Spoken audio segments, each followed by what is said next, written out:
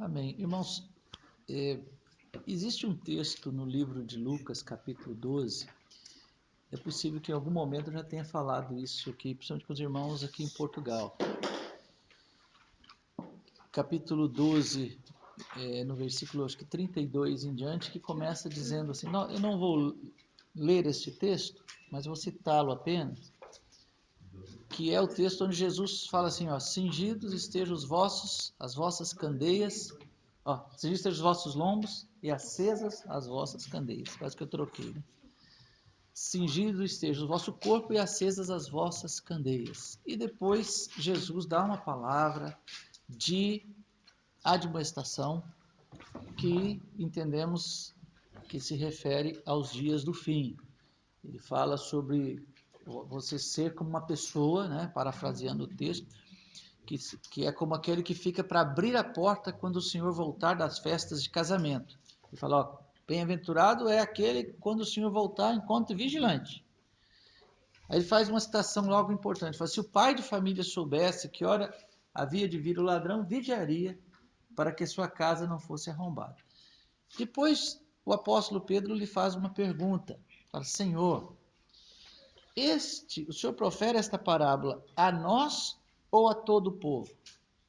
A esta pergunta Jesus responde com outra parábola e fala, qual é o mordomo fiel e prudente a quem o Senhor confiou os seus conservos para dar-lhes o sustento ao seu tempo? Bem-aventurado aquele servo quando o Senhor voltar o encontre fazendo assim. Bom, depois ele fala sobre o procedimento negligente desse servo e o que aconteceria.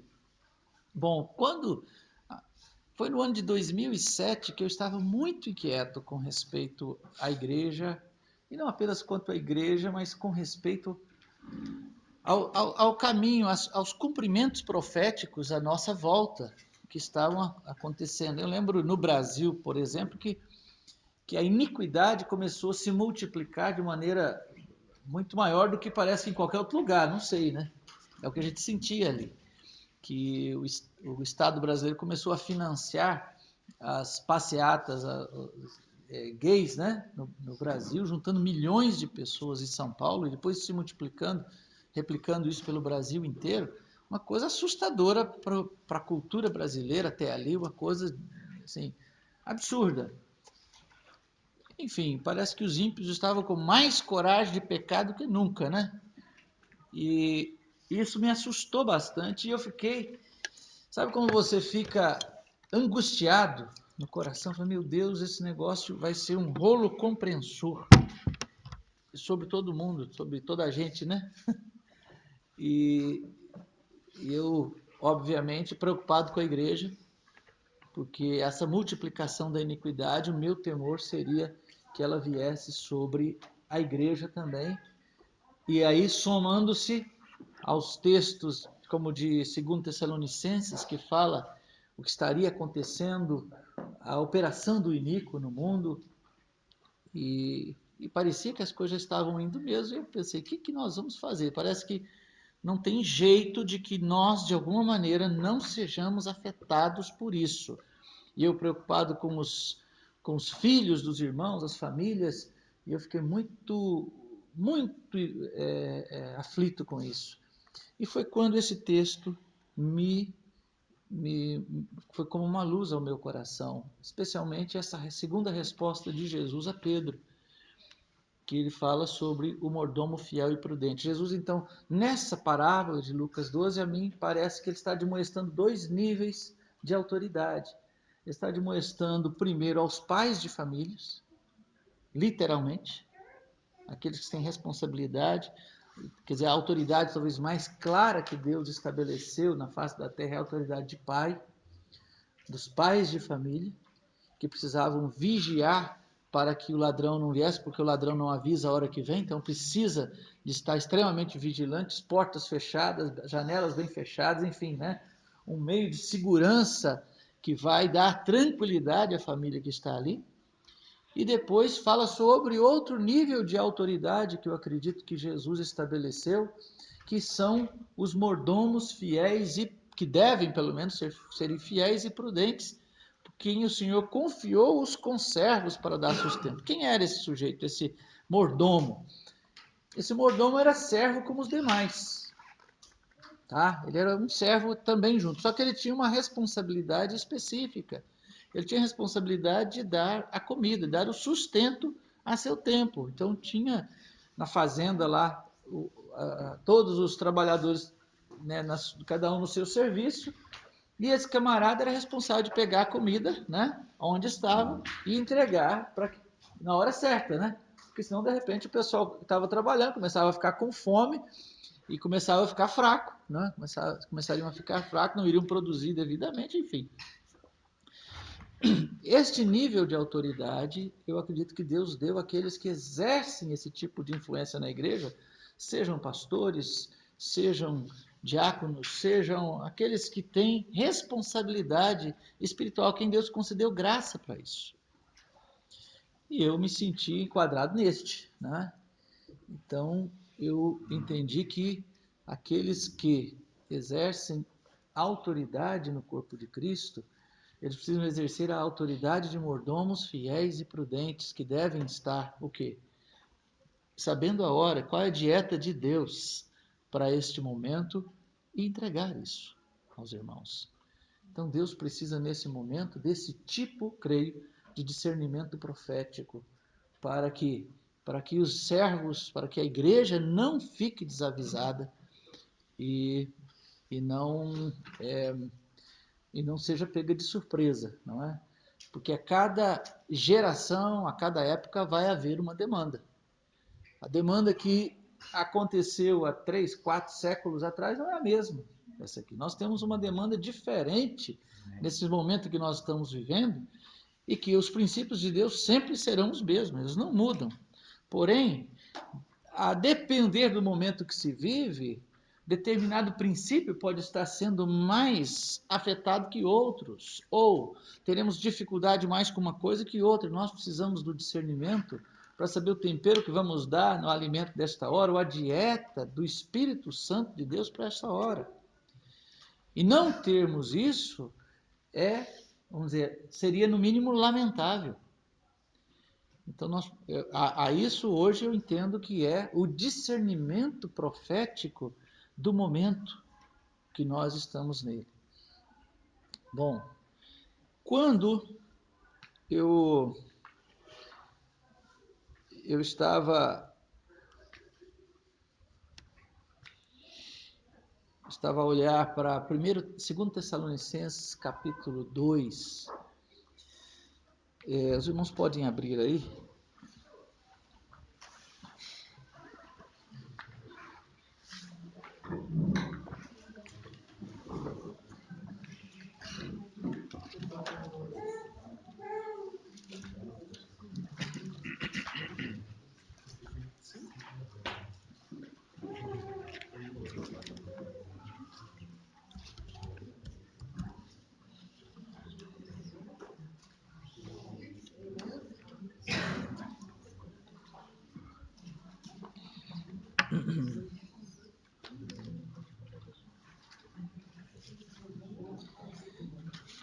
O versículo, capítulo 2, o versículo 11.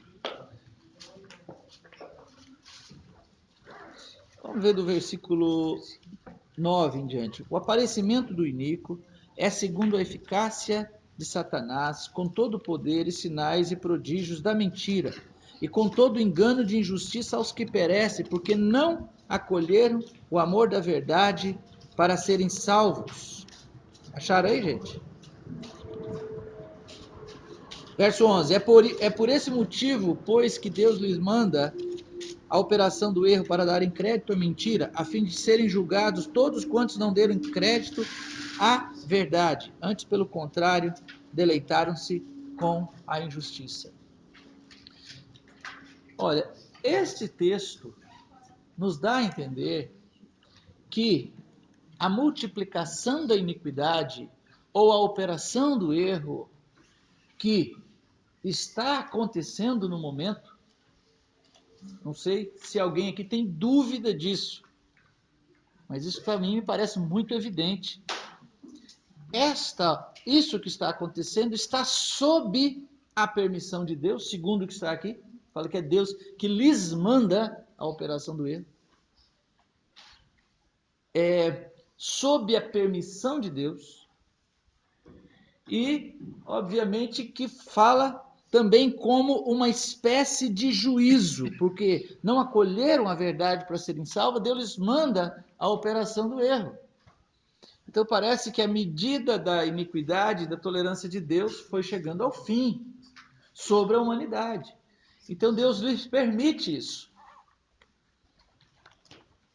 E aí, quando eu entendi isso, quando eu percebi, não, Deus, ele tem permitido, entregue a humanidade a esse tipo de calamidade, como fica o seu povo?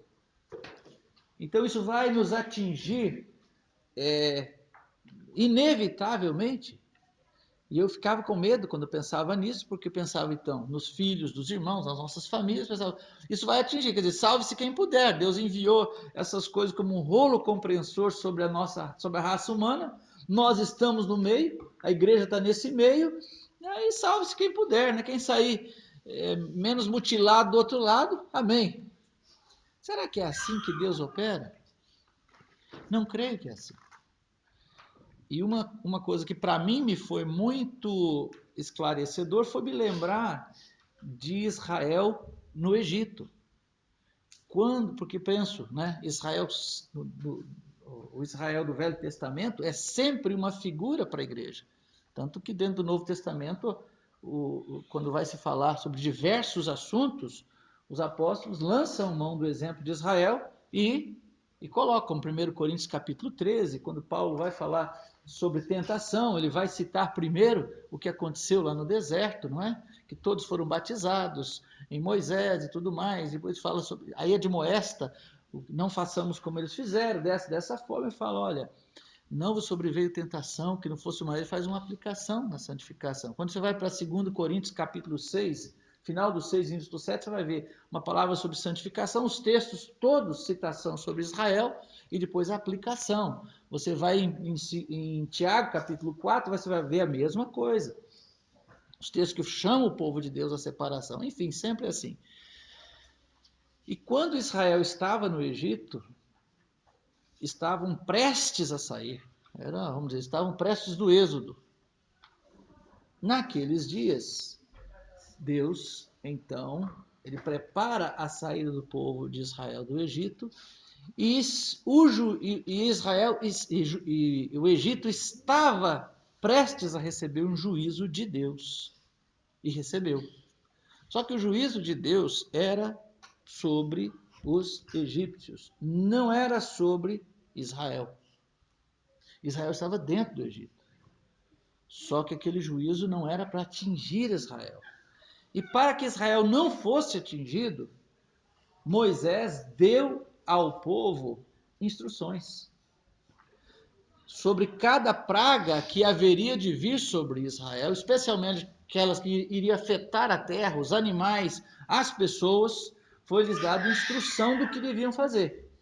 Ou seja, o livramento não era, na maioria dos casos, automático. Eles tinham que sair do campo na hora que viesse a chuva de pedra. Eles deviam proteger os animais. Eles deviam passar o sangue na verga da porta e matar o cordeiro e passar o sangue na verga da porta a fim de proteger os seus primogênitos. Só que Deus conhecia os primogênitos de Israel, concorda comigo? Não tinha, ele sabia. Então ele poderia poupar, mas não, mas Deus deu instruções que era necessário ser feito alguma coisa por parte dos pais de família, sobretudo. Se ignorassem as instruções que estivessem sendo dadas, seria por conta e risco. Eu acredito que um primogênito hebreu não seria poupado, caso não houvesse o sangue na verga da porta. Você concorda comigo? Então, eu creio que hoje o juízo de Deus é sobre o Egito do nosso tempo. O povo de Deus precisa ser poupado, mas também não será poupado de maneira automática. Eu acho que é necessário dar ouvidos àquilo que Deus estiver falando, temos fé naquilo que profeticamente o Senhor estiver trazendo, para entendermos a dieta do Senhor para esta hora, a fim de protegermos nossas casas. E aqueles que derem ouvido, eu creio que serão poupados. Por quê? Porque assim como Israel estava prestes a deixar o Egito para entrar em Canaã, nós estamos prestes, eu acho, né? Para deixarmos esta terra. Então nós precisamos, creio, irmãos, estarmos atentos àquilo que Deus estiver nos falando agora. Bom, aí eu creio que existem admoestações importantes, especialmente sobre o mundo, que a gente precisava.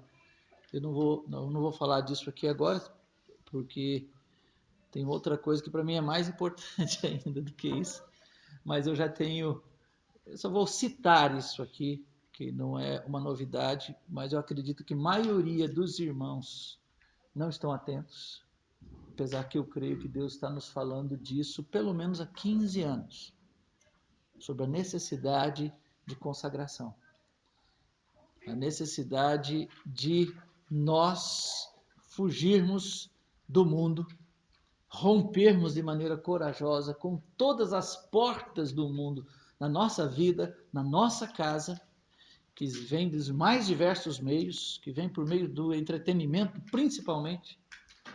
Entretenimento, penso que é um dos elementos mais terríveis contra o povo de Deus. O entretenimento na sua forma menos chocante ou menos pecaminosa. Por quê? Porque o entretenimento, ele, para dizer o mínimo, ele rouba a concentração do Filho de Deus. Ele toma a mente. Nós dispomos de 24 horas por dia, certo? E você já dorme aí um terço dela, geralmente, alguns até vão um pouquinho mais do que isso, né? Então você tem 2/3 do seu tempo, um outro terço no mínimo, ou um pouco mais, é dedicado a trabalho secular ali, e o resto do tempo é dedicado a banalidades, onde a mente do Filho de Deus está envolvida com o entretenimento, com a internet, que eu acho que é um instrumento terrível de roubar nosso tempo, ou os filmes, as séries, aí inclui na internet as redes sociais, né, que comem um tempo enorme, e não existe, é quase que, e eu percebo isso, irmãos, vou ser bastante sincero, entre nós aqui, que nós não temos graça, por exemplo, da oração. A oração é um negócio penoso de fluir entre nós. Isso apenas mostra o quê? Se a oração é penosa para a gente orar 20 minutos, meia hora, 1 hora, é penoso, parece que o negócio não pega, quase que precisa de uma manivela para ir adiante. Isso mostra exatamente que nossa mente não é dada a pensar, não é dada a meditar em Deus, não é dada a relacionar com Deus. E aí a gente fica chocado, por quê? Porque isso era a prática fervorosa e constante da igreja do começo. Então, a nossa realidade acaba estampando o que tem sido, como nossa mente está sendo empregada nesse momento da nossa vida. Então, ou seja, se nós queremos ouvir o que eu creio que é uma admoestação da parte de Deus para esta hora, nós precisamos tomar coragem e romper com esse ladrão do entretenimento. E eu vou dizer mais sobre o entretenimento, que para mim é uma grande preocupação. O entretenimento, vou dizer de novo, eu aqui não preciso falar do entretenimento claramente nocivo. Não estou falando de filmes maliciosos, não é? porque existe aquele tipo de irmão que fica ali escolhendo um filme mais ou menos e fica passando as cenas, né? É aquele que pensa que só a cena de sexo que não pode ver, né? Que está errado. Então ele fica aí tirando uns pedaços da banana podre assim para comer os pedacinhos bons, né? E vai ali tirando e tal. Então isso nem disso eu estou falando não, porque eu acho que nem tem necessidade. Eu estou a dizer do roubo que essas coisas têm do nosso tempo, tá? Eu acredito que o entretenimento é a grande causa dos pecados que a gente não quer pensar neles. Qual o pecado? O pecado de negligência. Por quê? Porque existem no meio da igreja o pecado conhecido e temido, que é o pecado que não é o da negligência. Os católicos costumavam chamar assim, que existem pecados de comissão e pecados de omissão. Pecado de comissão é quando você comete um pecado, quando você transgride o certo fazendo o errado, você faz o errado, você mente, por exemplo, você é impuro, você faz algo errado. Em geral, é isso que é considerado pecado no meio do povo de Deus. Por quê? Porque isso afeta mais a reputação da pessoa, concorda? Se ela mente, isso afeta a reputação dela. Se ela é impura, isso afeta a reputação dela. E isso envolve, às vezes, confissão, dentro do contexto que a gente crê. E aí ela passa vergonha, às vezes é disciplinada. E aí você percebe que a pessoa vai temer mais entrar por este rumo. Mas não é curioso quando você vai para Mateus capítulo 24 e 25, que o capítulo 24, você se lembra, é quando Jesus dá aquele sermão, né, que só chamo de profético, sobre a volta dele, a volta do Senhor, como seria. E o capítulo 25 de Mateus, ele começa assim: então o reino dos céus será semelhante a 10 virgens, não é? E aí ele conta a parábola das 10 virgens. Depois ele termina a parábola das virgens, começa outra parábola, onde ele fala sobre os talentos. Será também como o Senhor que partiu e entregou dois e 5 talentos. E depois, no final, fala sobre aquele grande trono branco, que seria uma terceira parábola, quando ele vai falando dos cabritos do lado esquerdo e as ovelhas do lado direito. E aí ele fala o que vai acontecer. Essas três parábolas que falam da volta dele, você percebe que quando você olha para as 10 virgens, você vai dizer, o que elas fizeram de errado? As 5. Você vai olhar sobre os talentos, o que o cara fez de errado? E você vai olhar aquelas parábolas das ovelhas e o bode, o que um fez que o outro não fez? Nós vamos concordar com uma coisa, Jesus não está falando de alguma coisa errada que alguém tenha feito. Ele está falando das coisas certas que não foram feitas. As virgens, ele está falando, as 5 virgens nécias, estavam no meio das outras. O que elas não tinham? Fervor. Não tinham uma relação com Cristo que expressasse desejo e amor intenso. Não tinha relacionamento com Ele. Então a gente vê que é negligência na relação com Cristo. Depois você vai ver a parábola dos talentos. O cara que foi desclassificado, ele enterrou os talentos. Porque ele fez alguma coisa errada? Não, ele não fez certo. Negligência com a obra de Deus. Depois, você vai olhar para o trono branco e os cabritos, a diferença entre o outro é: tive fome e não me deste de comer. Obviamente, não acho que Jesus está pregando ali as ações sociais e como um meio de salvação, mas Jesus fala: ó, quando vocês não fizeram a mim, a um desses pequeninos irmãos, a mim não fizestes. Negligência para o amor e o serviço aos seus irmãos.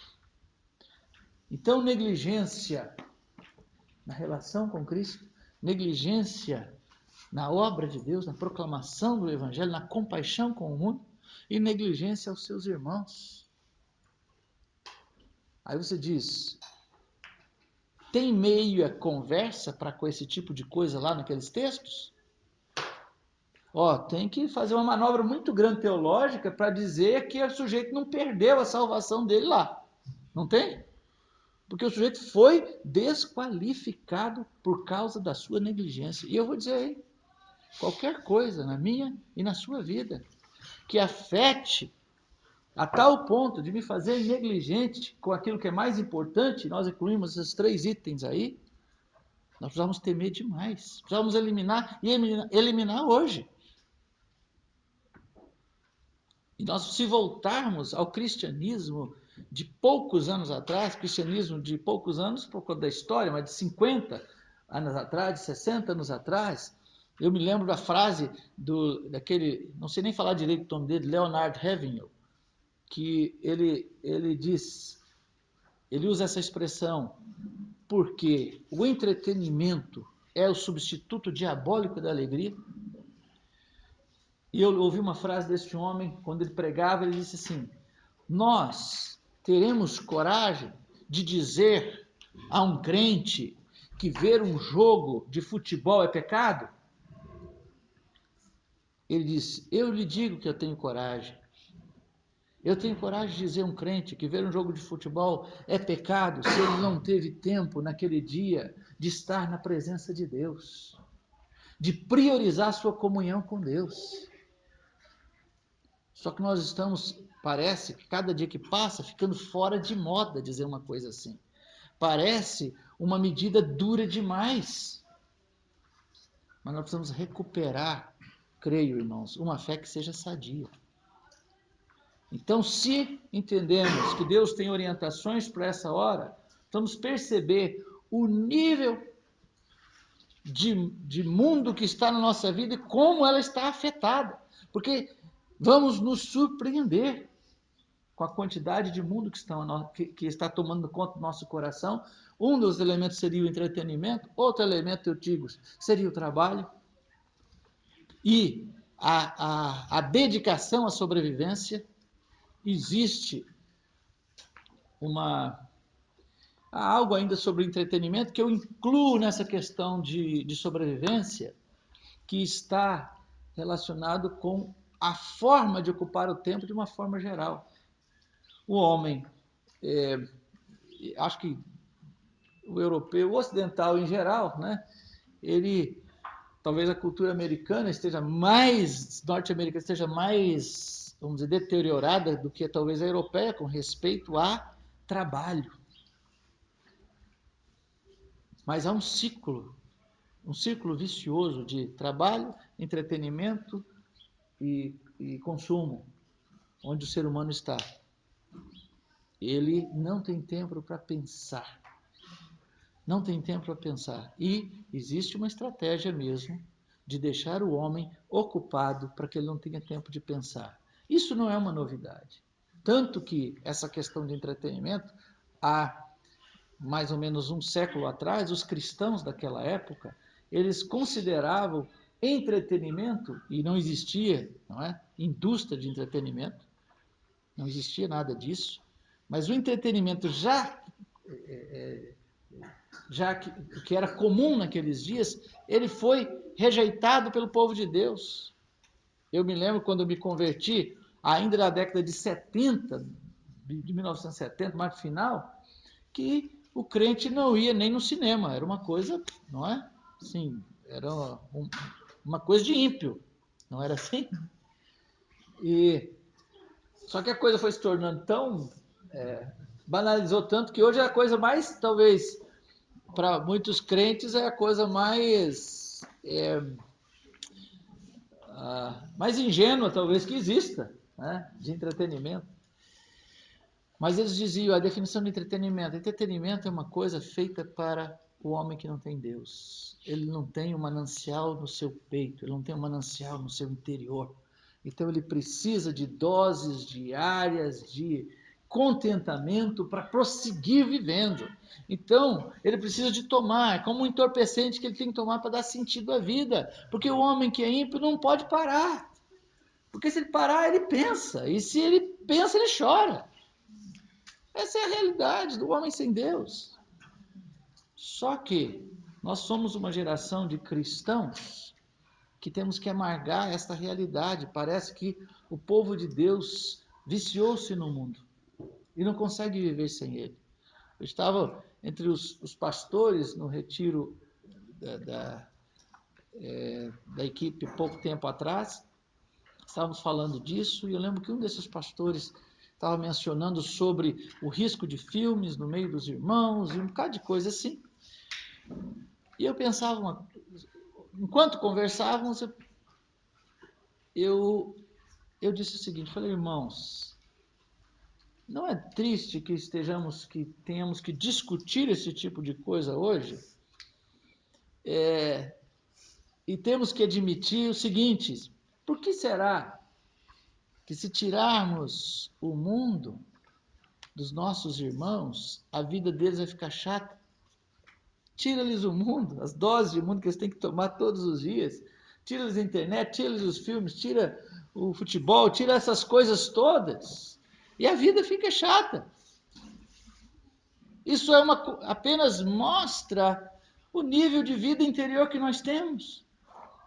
O povo de Deus está cercado de cisternas rotas que não retêm águas e de quais dependem. Então somos um povo que não somos felizes em Deus plenamente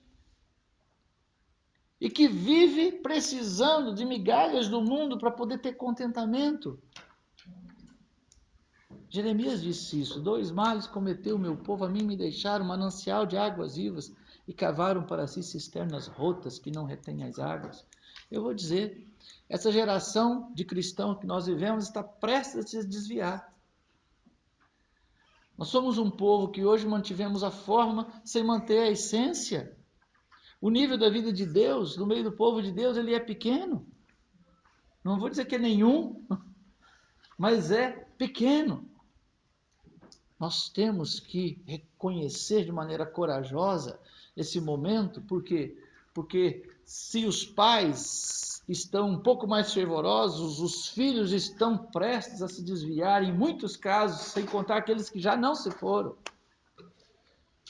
Precisamos ter coragem de reconhecer esse problema e darmos passos na direção de Deus. Precisamos ensinar o povo de Deus que podem sim ser felizes em Deus, saciados nele. Precisamos nos consagrar nesse momento com fé de que Deus vai responder, de que haverá alegria nele.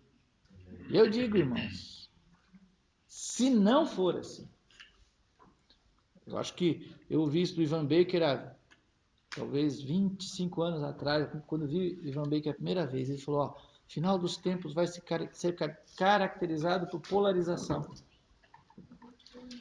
Aqueles que são, ou vão ser mesmo, está 100% em Deus, ou vão ser mundanos, não vai ter espaço para isso aqui. Eu acho que caminhamos ainda para isso. Hoje eu acho que nós temos um grupo pelo meio aqui, que eu não sei sinceramente para que lado ainda irão. Mas eu percebo que não vai demorar isso.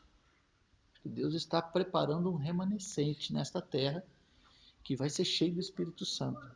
Bom, então eu falei sobre entretenimento, falo sobre trabalho. Escola é outro prejuízo enorme no meio do povo de Deus, não é? E hoje, porque eu fui muito veemente em cima desse assunto há uns 4, 5 anos atrás, alguns reclamaram. Só que hoje, se eu for falar desse assunto, vai ser um pouco mais veemente do que já foi no passado, não é? Por quê? Porque no passado eu pensava assim que a escola tinha os seus problemas por causa das coisas negativas que havia na escola, especialmente no contexto brasileiro, não sei bem como é aqui, mas que existe um currículo que inclui coisas absurdas, afrontas terríveis à fé, à moralidade, à família. Então, há coisas ali que são condenáveis por si, não é? Não tem como. Só que a conclusão que eu fui chegar, porque eu queria analisar a escola à luz das Escrituras, e entendi que não tem como analisar. Por quê? Porque não cabe escola à luz das Escrituras, não cabe qualquer organização que o homem ímpio tenha feito, que pega os filhos das pessoas, tá? Filho de um cristão, e você entrega esse filho durante 6 horas por dia, ou às vezes mais, sobre mestres que você não tem conhecimento nenhum. Só aí, pela terceirização, já tomava pau pelas Escrituras. Por quê? Porque Deus concedeu aos pais a responsabilidade de cuidar, ensinar os filhos. Só que entrou um mito no nosso meio, né? Porque você precisa alfabetizar, você precisa dar uma profissão, você precisa disso. Quer dizer, o mundo colocou necessidades em cima. Aí você pensa assim, não, então agora eu tenho que me ajoelhar diante disso aqui e vou entregar meu filho para isso aí. E pai nenhum. E aí, ao mesmo tempo, né, aí você pergunta para um pai assim, eu lembro que perguntei isso para um pai um dia. Eu falei, mas vem cá, você entrega seu filho aqui, estava com, sei lá, 3 anos, 4 anos, para brincar com o seu vizinho aqui do seu lado, ímpio, você entrega ali para brincar só com aquele menino, você deixa lá à vontade? Falou, de forma alguma. E o seu pai, ele não é cristão. Você entrega o seu filho tranquilamente para passar o dia com o seu pai, sem problema nenhum? Ele pensou, falou, não. Eu falei, mas você está a dizer que vai entregar o seu filho para uma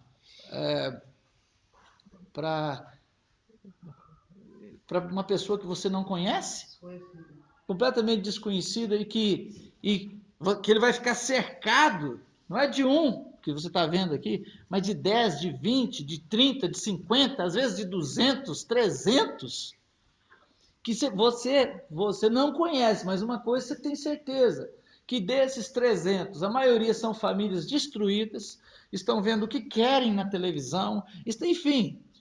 Ué, se você se nega a deixar 1 hora, ou uma única manhã com o seu vizinho, você vai, então, tranquilamente mandar, porque você acha que tem que bater continência para isso?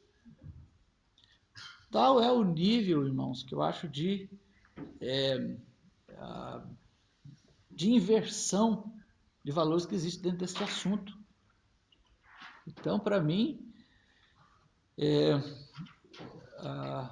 os irmãos me desculpem, mas hoje eu acho completamente insana a ideia de se entregar filhos à educação dos ímpios. Você põe seu filho porque você acha que ele tem que é importante ele ter profissão, é importante ele falar inglês, é importante, não.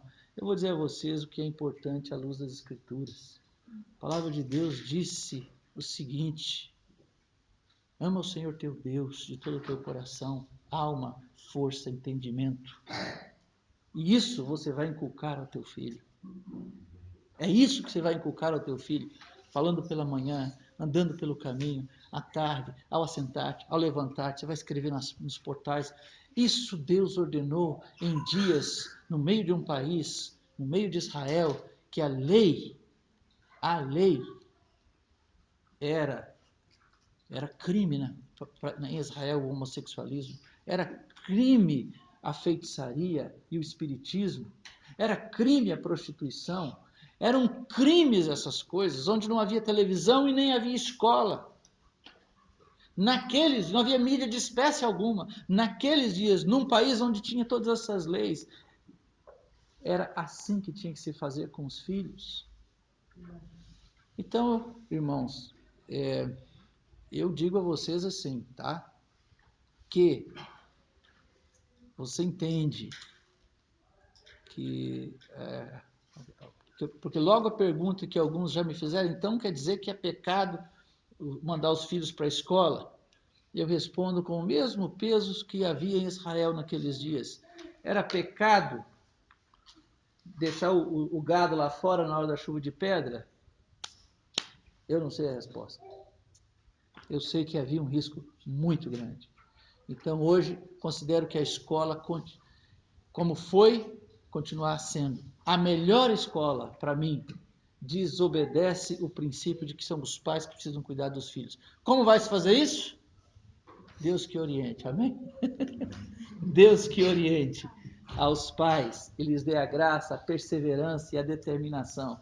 eu sei que aqueles que estão perseverando estão colhendo um fruto maravilhoso, extraordinário. Nem todos, porque alguns que tiraram os filhos da escola às vezes não levaram afinco o negócio ou não se interessaram para estudar a fundo como fazer e acabou, ou às vezes voltando, isso aconteceu no Brasil, em uma medida não grande, mas em alguns casos, mas graças a Deus existem muitas famílias, dezenas ou centenas que estão sendo muito bem-sucedidas com essa experiência. E eu digo, né, quando eu falo bem-sucedida, tá? Eu não me refiro, apesar que a questão acadêmica tem sido bem-sucedida na maioria dos casos, mas eu preocupo muito menos com isso.